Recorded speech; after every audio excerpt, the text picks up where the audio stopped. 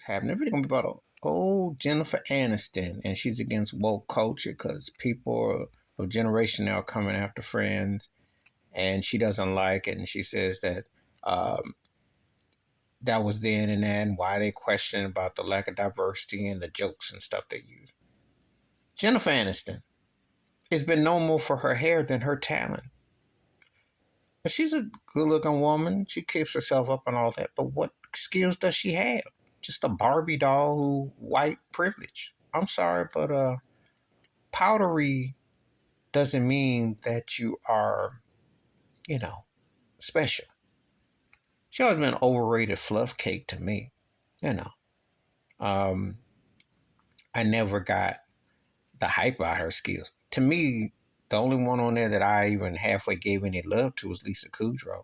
She actually acted like she actually was used to being around black folks, and she did do that movie with Damon Wayans.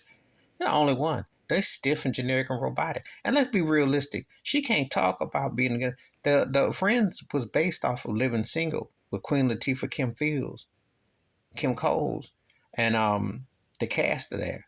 So she can't say that the concept of Friends was original. They watched it. They took it into the white style, which they do in America with 3Ks in Hollywood because of the plantation. If a black someone does it, we got to make the white version. And they blew it up. So how can she say she's against something? Actually, in Living Single had more white characters on there than Friends ever did. More black to white. But the bottom line is, what has she done that's so memorable? Being a Barbie doll and being generic and robotic. Oh, wow. That took a lot of work. It ain't just the generation that's out now that had a problem with Friends. I had a problem with that crap back in the day. I never got it.